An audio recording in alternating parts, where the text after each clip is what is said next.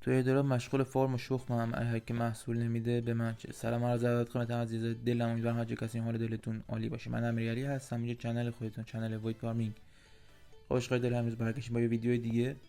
تو این ویدیو قرار اخبار ایردراپ ها رو بررسی کنیم و ایردراپ جدید نات کوین رو با هم دیگه بررسی کنیم و بهتون معرفیش کنم. پس حتما تا انتهای ویدیو من همراه باشید. اگه از ویدیو خوشید من حتما لایک کنیم و سابسکرایب فراموش نشه. بدون فوت وقت بریم سراغ ادامه ویدیو. بسم الله الرحمن الرحیم. دوستان ویدیو امروز رو شروع میکنیم.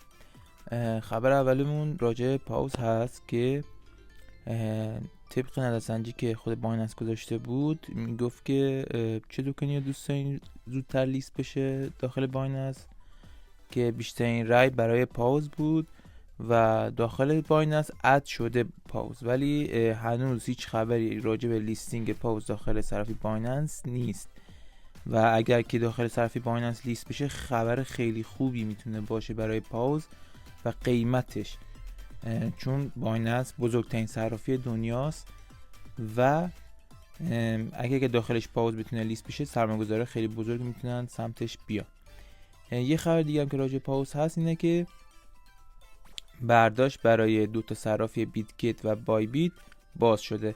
اگر که داخل این دوتا صرافی احراز هویت شده این میتونین که خیلی راحت برداشت رو انجام بدید.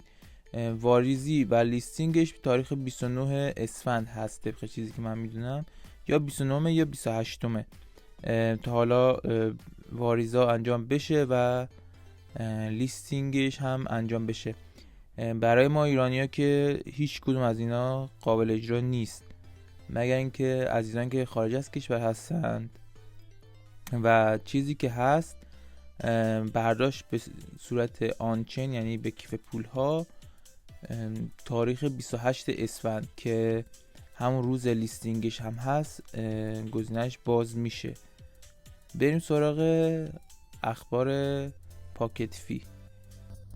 خب عشقا، راجع به پاکت فی باید بگم که یه خبر جدیدی که ازش اومده اینه که یه تسکی رو گذاشته که بتونه ربات ها و ممبرهای واقعیش رو از همدیگه جدا بکنه. برای این کار یه پرداختی باید انجام بدیم که من هیچ گونه پیشنهادی بابت خرید یا فروش داخل هیچ گونه ایردراپی به شما نمی‌کنم، مخصوصا خریدش، چون ایردراپ باید به صورت رایگان باشه و خرید داخلش ممکن ریسکی باشه.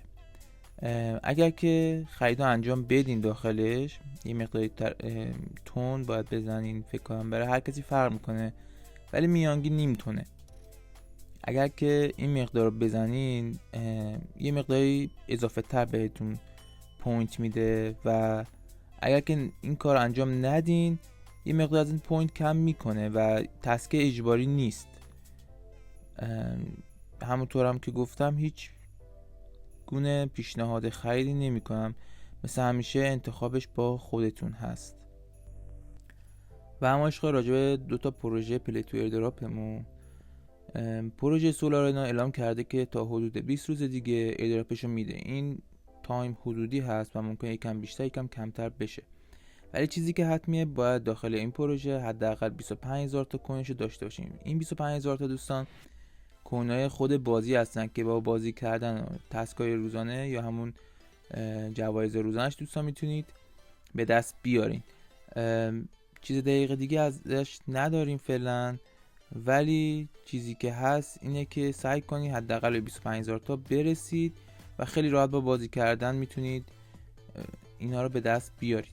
راجع به رامبل کنگ لیگ هم دوستان ایردراپشو پخش کرده. اگر که شما جزء ایردراپ شدید و بازی کردین این پروژه رو برام داخل کامنت ها بگین، اگه تعدادتون بالا باشه براتون ویدیو آموزشی برداشتشو میذارم. بریم سراغ پروژه جدید نات کوین به نام وید. خب عشقا، نات کوین هم از پروژه جدید پلی تو ایردراپش رونمایی کرد. اسم پروژهش دوستان پروژه وید هست و خیلی چیز جالبی هم هست حقیقتا. یعنی برعکس دوتا بازی های قبلیش که حالا سود خاصی هم بهمون ندادن، این سری امیدوارم که جدا از اینکه بازیش خوبه و قشنگه سود خوبی و قشنگی هم بتونه بهمون بده.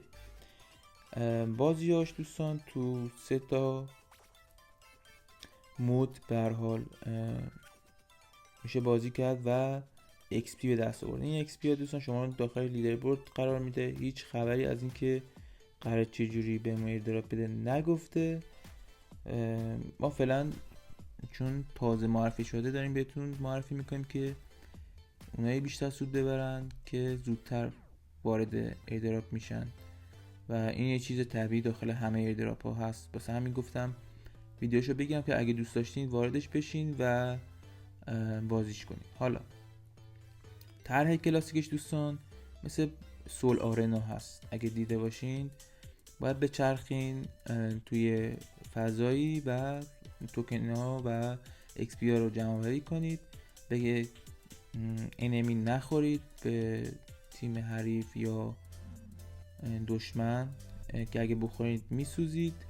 و برعکس سول آرنا دوستان هر موقع که دوست داشتید میتونید گزینه خروج رو بزنید و تمام پوینت هاتون براتون سیو میشه.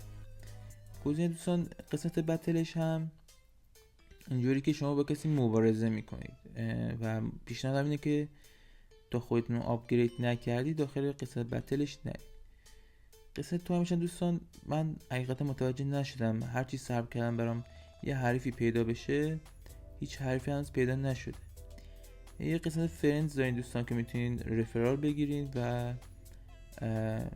از اون طریق هم میتونین XP دریافت بکنید. به هر حال ایردراپ تلگرامی هست و این گزینه چه برای ایردراپ تلگرامی چه برای ایردراپ غیر تلگرامی هم وجود داره. غیر تلگرامی ها حالا کمتره.